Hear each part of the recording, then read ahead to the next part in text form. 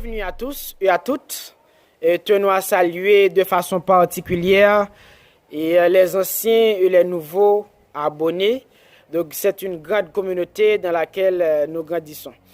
Donc, aujourd'hui, on va parler également de la situation politico-sociale des affranchis dans le régime esclavagiste de Saint-Domingue. Mais avant même d'en faire, nous vous demandons, s'il vous plaît, de liker la vidéo. C'est très important. Et de s'abonner, toutefois que vous n'êtes pas encore abonné.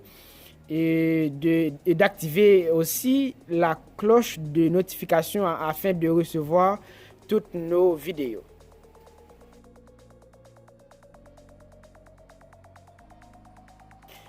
Dans le régime esclavagiste de Saint-Domingue, les affranchis sont à la fois victimes socialement, économiquement et politiquement.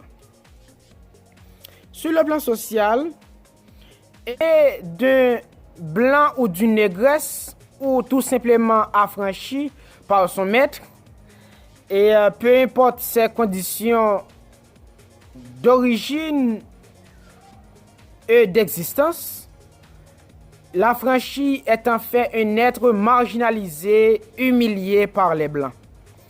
Il est en effet victime d'un problème social appelé ségrégation raciale ou préjugé de couleur, qui l'empêche d'intégrer les assemblées coloniales et jouir pleinement leurs droits civils. D'après Edner Brutus, un Blanc pouvait entrer dans la propriété d'un mulâtre, séduire sa femme ou sa fille et l'insulter à son gré.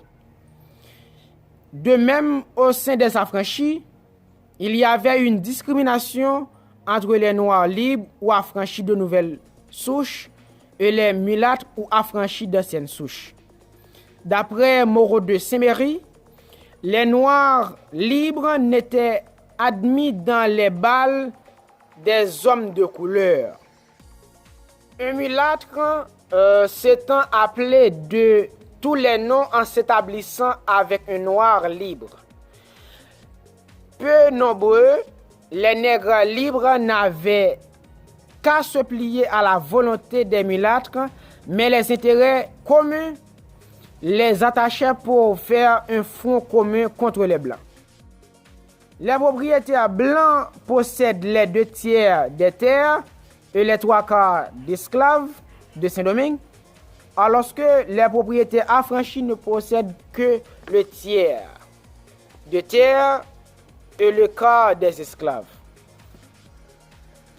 Sur le plan politique, c'est là où le bas blesse. Les affranchis sont mal compris, refoulés et écartés de toutes les décisions de la colonie.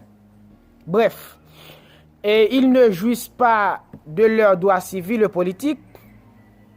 Par exemple, un affranchi n'était pas autorisé à voter ou se porter candidat à des postes sélectifs, à apprendre les professions libérales telles que la médecine, la prêtrise, le droit, et également s'asseoir au même milieu que les blancs. Les affranchis ne peuvent servir que dans la maréchaussée, qui est donc un corps spécialisé et chargé et de poursuivre les nègres en fuite. Après 3 ans de service dans la maréchaussée, et ils devaient appartenir à la milice moyennant qu'ils achetaient leurs propres armes, munitions et équipements sans recevoir le sol.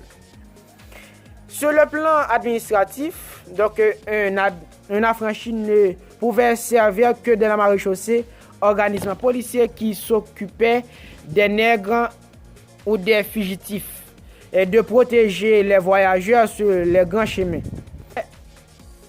Plus difficile et plus dangereuse décision prise par les Blancs.